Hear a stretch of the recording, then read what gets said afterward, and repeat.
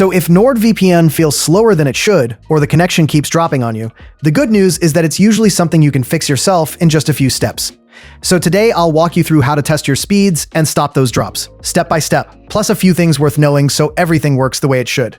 And just a reminder, I'll include links to everything in the description. So to start, before you change any settings, you'll want to run a proper before and after speed test. Because without a baseline, you can't tell whether NordVPN is actually the problem or whether your internet connection itself is just running slow. Basically, any VPN routes your traffic through an extra server, so some slowdown is completely normal. So first, disconnect from NordVPN and head to speedtest.net. And something important to note here is to use the change server option and pick a test server in your own country. Then run the test and write down your download, upload, and ping numbers. Then connect to NordVPN, go back to speedtest.net and select the exact same test server as before. So run the test again and compare the two results. Now, if your speed only dropped somewhere in the range of 5 to 20%, that's normal, and there isn't really anything to fix. But if you're seeing a much bigger drop than that, then it's time to work through a few fixes. So the first fix, and the one that solves this most of the time, is simply changing servers. Just disconnect, then reconnect to a different server in the same location, because the one you are on may just be overloaded. And if that doesn't help, pick a server that's geographically closer to you. Then the next thing to check is your protocol. So open the settings, head to the connection section, and see which protocol you're set to. NordLynx is the fastest option, so if you're currently on OpenVPN, switch over to NordLynx and rerun your speed test. And then the last speed fix is on your end. So close any unused browser tabs and pause things like cloud backups, big downloads, or anything else streaming in the background.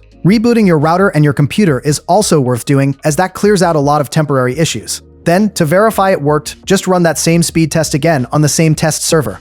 If you're back within about 5 to 20% of your baseline, you're in good shape. Now, regarding connection drops, if NordVPN keeps disconnecting on your phone, the usual culprit is your device's battery optimization, shutting the app down in the background. So go into your system settings and disable any battery or energy optimization for the NordVPN app. You'll also want to make sure the app is allowed to auto-launch and turn off any sleep timers your device has, like put device to sleep or auto power off. Now, if the drops keep happening after that, the next step is to isolate the cause by toggling features one at a time. So try turning off threat protection, reconnect, and see if the connection stays stable. Then do the same test with the kill switch. Just keep in mind that the kill switch is the feature protecting you if the VPN ever drops unexpectedly. So turning it off is only for testing, and you'll want to switch it back on afterwards, especially before doing anything sensitive like torrenting. Then once you've found the setting that was causing trouble, reconnect and just use your device normally for a while. If the app keeps showing you're protected without dropping, that's how you know it's fixed. And if you've worked through everything here and things still aren't right, NordVPN's live chat support is available around the clock and can dig into your specific setup with you.